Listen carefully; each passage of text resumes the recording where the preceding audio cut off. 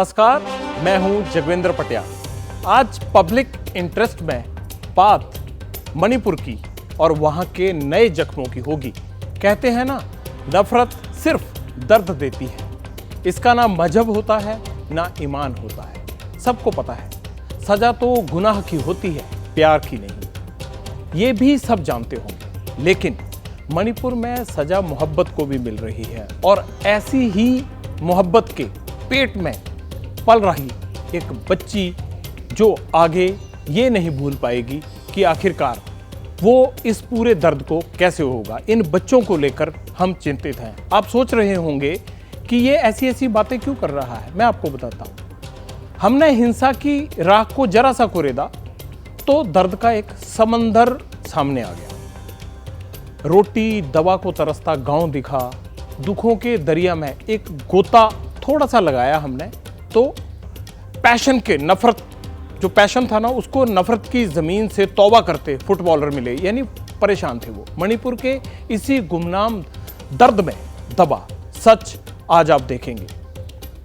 Signature story में बंगाल की उन बेटियों का हाल भी देखेंगे जो सिस्टम से पूछेंगी दुर्गा की धरती पर देवियों का अपमान क्यों हो रहा है। हम भी पूछेंगे क्योंकि ये आपका टाइम है। सॉलिड इन्वेस्टिगेशन में पड़ताल मुंबई के गड्ढों की होगी। लोगों की जान जा रही है और बीएमसी को फर्क नहीं पड़ता, चाहे सड़कों पर हादसे हो रहे हों और हादसों में लोग बेमौत मारे जा रहे हों। जिंदगी में एक बार जो है ना, इस तरह का हादसा हो जाए तो कोई भूल नहीं पाता है। लापरवाह सिस्टम लोगों की जिंदगी छीन रहा है। इसलिए पब्लिक इंटरेस्ट में हम पूछेंगे माया नगरी को मौत के गड्ढों में धकेल कौन रहा है और इसकी जवाबदेही किसकी बनती है। बदलाव का एक और नियम है, वो चुटकी बजाते ही नहीं आता, वक्त लगता है। बी पॉजिटिव में आज बदलाव के पथ पर कश्मीर की बात होगी, जहां 34 साल बाद मुहर्रम का जुलूस निकला है।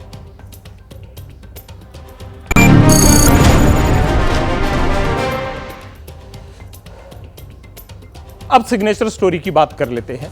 मणिपुर की ये बड़ी ही एक दिल दहला देने वाली और आपको तोड़ देने वाली एक प्रेम कहानी है, जिसका देखिए कि किस तरह से वो दुख में बदल गई है। मणिपुर में जो प्रेम है वो तड़फ रहा है। कहते हैं कि प्रेम बांटने से मिलता है। अगर आप सोच रहे होंगे कि ये कोई पूछने की बात नहीं, आप सही हैं गलत हैं, क्या कर रहे हैं, क्या हो नहीं हो रहा है, इन तमाम चीज़ों में प्रेम का कोई लेना देना नहीं होता है। लेकिन यहाँ प्रेम का किस तरह से गला घुट रहा है ये आपको दिखाएंगे। मणिपुर की ये फैमिली दो हिस्सों में बंट चुकी है, टूट चुकी है एक तरह से। पति एक रिलीफ कैंप में है और गर्भवती पत्नी दूसरे कैंप में है। दोनों की ही 1 महीने से कोई बात नहीं हुई है। पत्नी को पता ही नहीं है कि उसका पति कहाँ पर है, घर कहाँ है, घर का हाल क्या है, और यही हाल पति का भी है। वजह पता क्या है? पति मैतई है और पत्नी कुकी, दो अलग अलग समुदाय से। समुदाय के अंतर से इस प्रेम के रिश्ते ने सोचा था कि ये खाई पट जाएगी, इसलिए ये रिश्ता बनाया था। पिछले 1 महीने से बातचीत नहीं हुई है हमारी पति से। पेट में एक बच्चा भी है। अब पता नहीं हम इस बच्चा को हमारी पति और हमारी सासू माँ के साथ मिला पाएंगे या नहीं। ये है ना उई चोंग, कुकी समुदाय की है। मैतई से शादी करने की सजा भुगत रही है। युद्ध की सैकड़ों कहानियां आपने सुनी होंगी, हजारों तस्वीरें देखी होंगी, लेकिन कभी ऐसा सोचा है कि इस एक युद्ध ने 2 समुदाय के बीच ऐसी जंग छेड़ी है कि पति से पत्नी अलग हो गई। गर्भ में 8 महीने का बच्चा है। वैसे तो ये वक्त परिवार के साथ रहने का है, लेकिन जातीय हिंसा ने घर और पति दोनों से दूर कर दिया। चोंग कुकी है और पति लाइश्रामा जोतिन सिंह मैतई। दोनों ने 6 साल पहले लव मैरिज की थी। तब क्या पता था कि प्यार का ये रिश्ता 2 समुदाय की हिंसा में नदी के 2 किनारों में बदल जाएगा।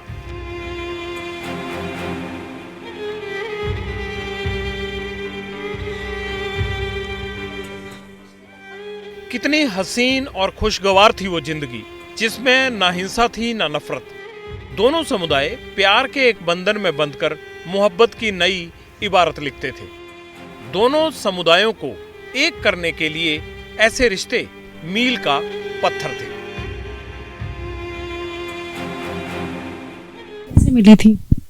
हमारी पति से हम स्कूल में मिली थी, हम सेकेंडरी स्कूल में थी और वो ग्रेजुएट क्लास में थी। प्यार हो गई और हम शादी करके पिछले 6 साल इम्फाल में रहती थी। तब कोई लड़ाई भी नहीं था, कोई झगड़ा भी नहीं था। लेकिन अब जो कुछ हो रहा है वो मोहब्बत के इस आशियाने पर सितम की इंतहा है। कुकी और मैताई समुदाय कोई 3 महीने पहले एक दूसरे के खिलाफ खड़े हो गए। 6 साल से साथ साथ रह रहे चोंग और जोतिन एक दूसरे की एक झलक पाने के लिए अब तरस रहे हैं। मणिपुरी के एक कैंप में गए थे और हमारी आधार को चेक किया था उन लोगों ने। हमारी आधार में जो नाम है ये कुकी का नाम है, इसलिए उसने कहा कि ये आधार तुम्हारा नाम मैते के नाम में नहीं है, इसलिए यहाँ नहीं रह सकते। के पास जाने के लिए कहा था। हस्बैंड आई थी, हमने बोला हम मणिपुरी मैते लोगों के साथ हम नहीं रह सकते। उन लोगों ने ऐसा बोला। हम और हमारा 2 बच्चे लेके घर में रखे थे। मणिपुर की हिंसा ने माता पिता और बच्चों को 2 हिस्सों में बांट दिया। एक तरफ पिता है तो दूसरी तरफ माँ और 2 बच्चे। तीसरा बच्चा कोख में पल रहा है। ये जो नया मेहमान आने वाला है वो कहाँ रहेगा? पिता की तरह मैताई बनेगा या माँ की तरह कुकी? चोंग के जहन में सवाल तो कई ही हैं, पर जवाब के नाम पर सिर्फ बेबसी और लाचारी है।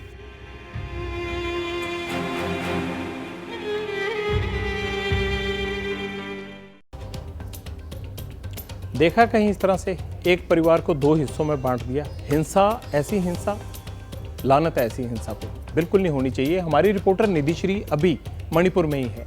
वो संघर्ष वाले इलाकों से लोगों का दुख दर्द पूछ रही हैं। कांग पोकपी यहाँ के रिलीफ कैंप में जब वो चोंग से मिली तो प्यार को जुदाई में बदलने का ये सच बाहर आया। हमारे सासू माँ उसकी कोई सहेली के साथ रह रहे थे। हमारे घर में कोई भी नहीं है अभी। माँ बेटा दोनों क्रिश्चियन हैं। मणिपुरी होने के बावजूद उन दोनों क्रिश्चियन हैं, इसलिए हमारी लोकेलिटी में नहीं रह सकते। अगर हिंदू होंगे तो रह पाएंगे, ऐसा बोला। लेकिन उन दोनों ने घर को छोड़ के कहीं और चले गई और हम अभी हमारी हस्बैंड और हमारी सासू माँ से नहीं मिल पा रहे हैं। यानी कुकी कैंप में जो है वो मैताई नहीं रह सकते और मैताई में कुकी नहीं रह सकते, भले ही वो पति पत्नी हो। गजब है ये। चोंग को पता चिंता क्या है कि रिलीफ कैंप से अगर जाने को कह दिया तो बच्चों को लेकर वो जाएगी कहाँ? 2 बच्चे भी हैं उसके साथ, तीसरा पेट में है। कोई ठिकाना नहीं है। पति के पास मतलब बड़ी मुश्किल से 1 महीना पहले कोई बात हुई थी, बात भी नहीं हुई है। जेब में कोई पैसा भी नहीं है। बाप रे, आप बताइए कि हमारे साथ ऐसा हो तो सदमे से जान ही निकल जाए। सोचिए। जब हम इस लड़ाई को जानते थे वो देर हो चुके थे। मई 3 में शुरू हुई थी, लेकिन हमको 5 में पता चला। और दोनों बच्चे, एक लड़की और एक लड़का है, और उसको लेके हमारी मम्मी के पास आ गई और हमारी हस्बैंड और हमारी सासू माँ घर में रह गई इम्फाल में। हम अभी कांगपोकपी के रिलीफ कैंप में हैं। रेंट में रहने के लिए भी पैसे चाहिए, पैसे भी नहीं है रेंट में रहने के लिए। जो मणिपुर से दूर रहते हैं ना लोग, वो ये सोच के अंदाजा भी नहीं लगा सकते कि इस तरह की हिंसा हुई, ऐसे 2 समुदायों की लड़ाई हुई कि एक ही परिवार को बांट दिया। मतलब हम लोग तो क्योंकि इस दुनिया में रहते हैं तो पता लगता है। आप सुन के हैरान हो रहे होंगे कि ये कैसा मुद्दा है, ये कैसी लड़ाई है। परिवार बंट गया, बच्चे बंट गए, पति पत्नी की बात नहीं हो रही। अच्छा, रिलीफ कैंप की बात हो गई। अब रिलीफ कैंप से बाहर की दुनिया में चलते हैं, यानी मणिपुर में रिलीफ कैंप्स के बाहर क्या हो रहा है, वहाँ के हालात क्या हैं। वहाँ हालात और भी बुरे हैं। मणिपुर का ये इलाका दाने दाने को तरस रहा है। जो इलाका तरस रहा है बताएंगे आपको। इलाज नहीं मिल रहा, दवाएं नहीं मिल रही, हिंसा के बाद 3 महीने गुजर गए हैं वहाँ पर, 3 महीने, लेकिन यहाँ की फिक्र किसी को नहीं है। कांग पोकपी का ये हाल देखकर मन परेशान मेरा भी हो रहा है और आपका भी होगा। ना खाने को रोटी, ना दर्द की दवा, राशन खत्म है, बच्चे भूखे हैं, बुजुर्ग इलाज को तरस रहे हैं। ये हिंसा के साइड इफेक्ट हैं जो मणिपुर के कांग पोकपी को मिले हैं। पहाड़ों पर बसा एक गांव है कांगपोकपी जिले का, जिस गांव में मैं पहुंची हूँ, खांगहोई-वेंग। और इस गांव में आपको कई ऐसे घर दिख जाएंगे जिनके पास राशन खत्म हो गया है और पिछले 1.5 महीने से ब्लॉकेज होने की वजह से ये अपने घर से बाहर नहीं निकल सकते। क्या करते हैं आप? हम प्राइवेट में काम करता था मेरा, अभी तो हालत की वजह से काम नहीं कर सकते। अभी तक तो हालत बहुत ख़राब है, ये कुछ नहीं है। इस गांव में कुकी समुदाय की अच्छी खासी आबादी है, फिर भी गजब का सन्नाटा है। लॉकडाउन जैसे हालात हैं, ना कमाई का कोई जरिया है और ना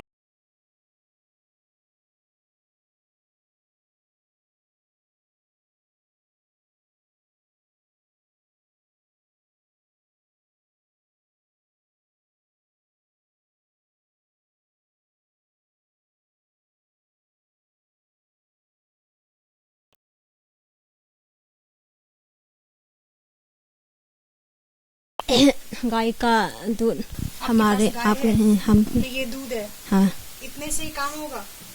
हाँ इतने से काम चला लेता है। पैसा नहीं है ना, इसलिए नहीं जा पा रहा, काम भी नहीं है ना। ये इनके पास राशन है, ये चावल आपको दिख रहा होगा इस पतीले में, और 9 लोगों का परिवार। ये बता रही हैं कि दिन भर में एक बार ही खाना बनता है ताकि थोड़ा थोड़ा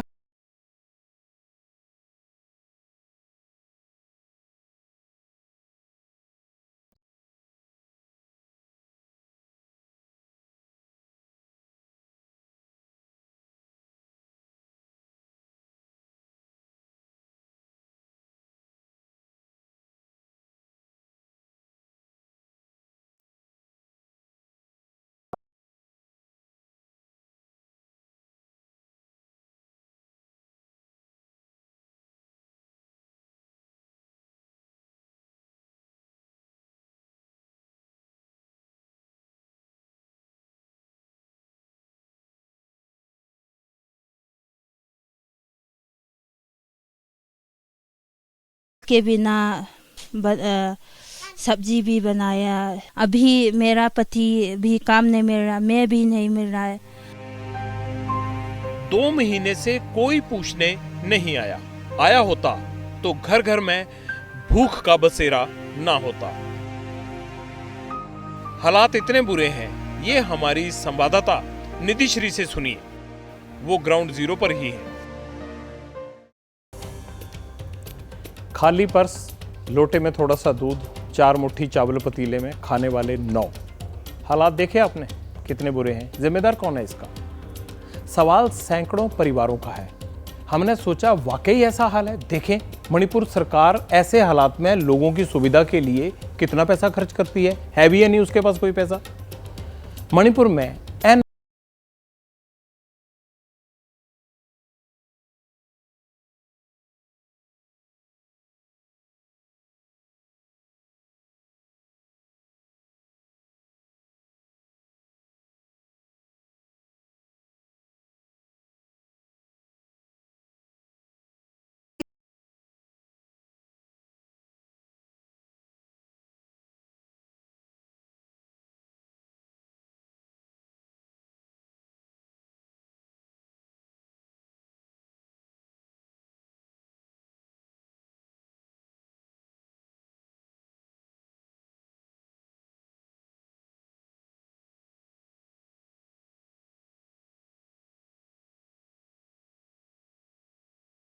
महिलाएं जो प्रेग्नेंट है, बच्चे हैं, सीनियर सिटीजन जो बुजुर्ग है, उनको सफिशिएंट फूड नहीं मिल रहा है और ये हेल्थ के लिए बेहद नुकसानदायक हो सकता है, जैसे कि मैल न्यूट्रिशन बच्चों में हो जाना, जो हमारे सीनियर सिटीजन्स हैं उनकी डायबिटीज सडनली बढ़ जाना, हार्ट अटैक हो जाना, हरी सब्जियां हो गई जैसे कि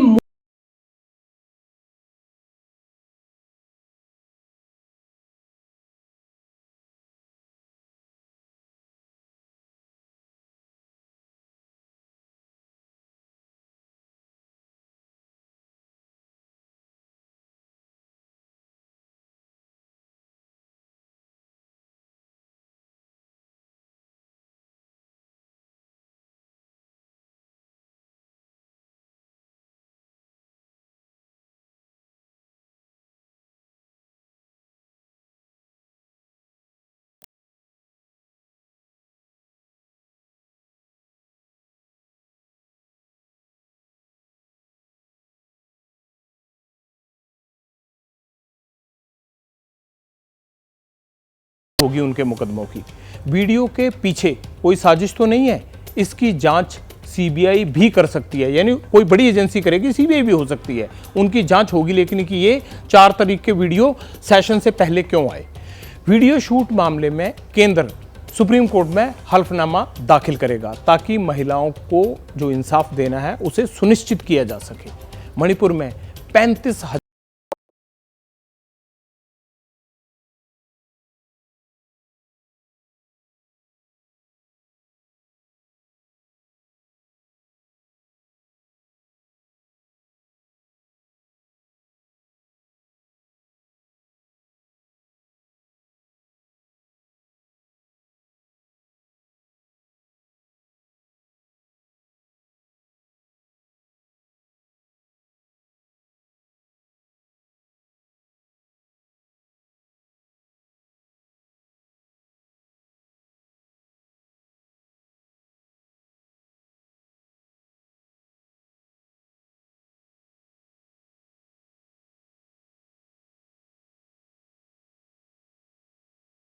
सरकारी सूत्रों ने यह बताया है कि रोजाना इसका अपडेट लिया जाता है और फॉर्मूले को इंप्लीमेंट बनाने के लिए किन किन लोगों को डिप्यूट करना है, पीएमओ ये भी पर्सनली खुद अपने स्तर पर देख रहा है।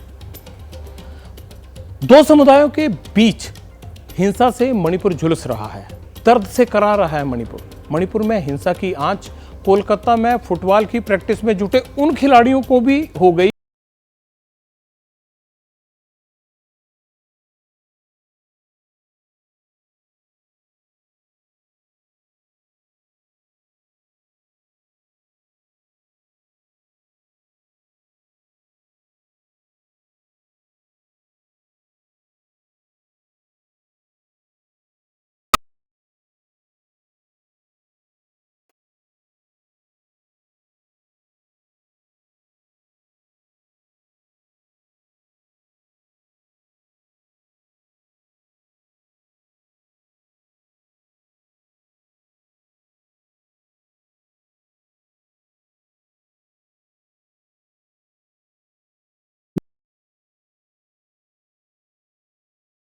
सपोर्टिंग क्लब उनको सपोर्ट करेगा।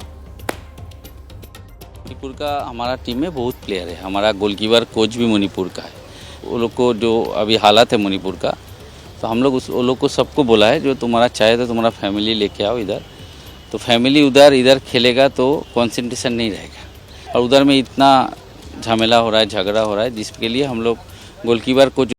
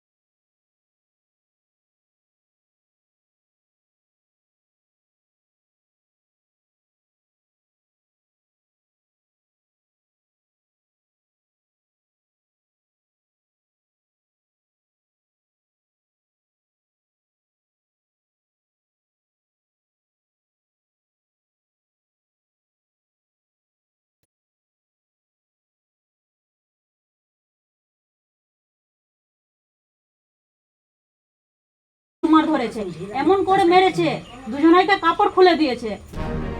इस जुल्म पर कार्रवाई करने वाली पुलिस का सितम भी कुछ कम नहीं था। महिलाओं के अपमान करने के आरोप में 5 लोगों को तो पकड़ लिया, हालांकि भीड़ ज्यादा थी, लेकिन बख्शा अपमानित हुई महिलाओं को भी नहीं। पुलिस ने इन दोनों महिलाओं को भी गिरफ्तार किया और इन पर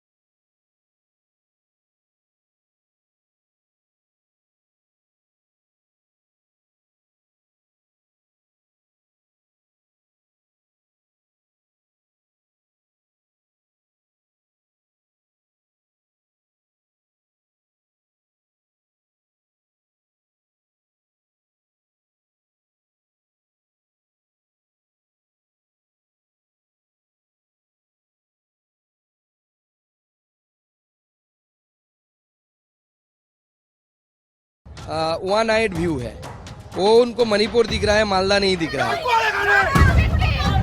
बीजेपी प्रदर्शन कर रही है, महिलाओं के खिलाफ हो रहे अपराध को मुद्दा बना रही है। ठीक भी है, राज्य चाहे कोई भी हो, महिलाओं के लिए इतना असुरक्षित कैसे हो सकता है? कांग्रेस का आरोप है कि ममता के राज में कानून व्यवस्था हाथ से निकल रही है।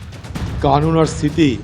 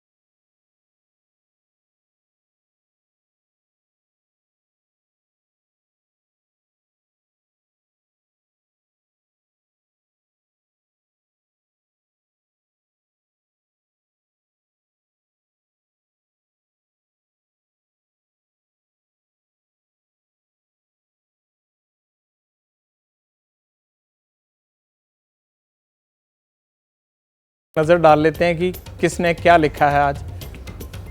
चलिए, अमित बंसल साहब आ गए। Salute to the martyrs, but you are also like hope और hero for us, that's you can bring the matters that are never heard. बड़ा लंबा लिखा है। By the government in public and the government are forced to act on that.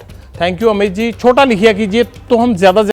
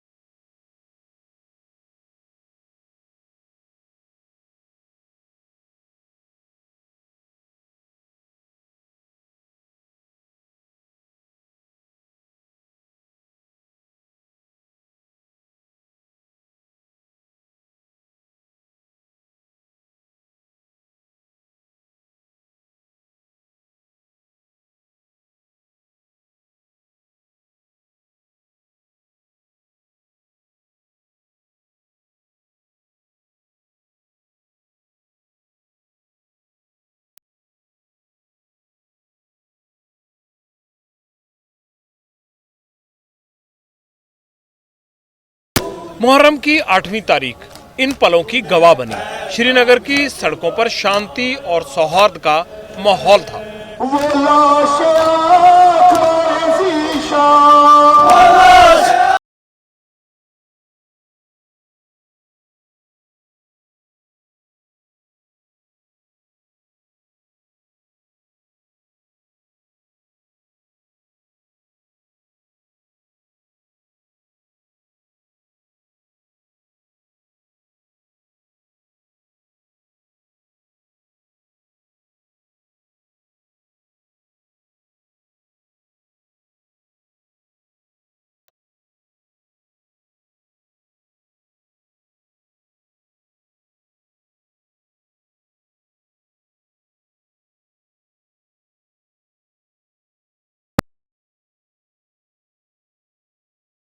कैसे बर्दाश्त कर सकता है? ये सब के लिए बहुत अच्छी बात है कि आज इतने सालों 35 साल के बाद हम उस वक्त जवान थे। हमने बड़े बुजुर्गों से सुना था कि 8वीं जुलूस निकलते हैं गुरु बाजार से डेलीगेट। आज हमने जिंदगी में पहली बार देखा। जुलूस का वक्त सुबह 6 बजे से लेकर 8 बजे तक का था, लेकिन माहौल इतना बढ़िया रहा कि कार्यक्रम दोपहर 12 बजे तक चलता रहा। अच्छी बात यह भी रही कि कोई ऐसी घटना नहीं हुई जिससे घाटी की सुरक्षा व्यवस्था पर सवाल उठे। 35 सालों के बाद डलगेट के इस इलाके में एक पुरअमन तरीके से एक जुलूस हो रहा है, मुहर्रम का जुलूस हो रहा है और उसकी बांगी यहाँ पे दिख रहे हैं कि कश्मीर में के हालात जो है कितने बदल रहे हैं, पीसफुल हो रहे हैं। जैसे ही घड़ी का काटा दोपहर 2:30 पे आए, बबीता जी का दिल सास बहू साजिश के लिए मचल जाए। और ये है इनकी बहू, पूरे दिन ऑफिस की टेंशन हो जाए गॉन जब ये करें अपना फेवरेट शो फ्री टाइम पे ऑन। इनकी तरह आप भी देखिए अपना फेवरेट शो अपने टाइम पर और डाउनलोड कीजिए एबीपी लाइव ऐप अपने स्मार्ट टीवी पर।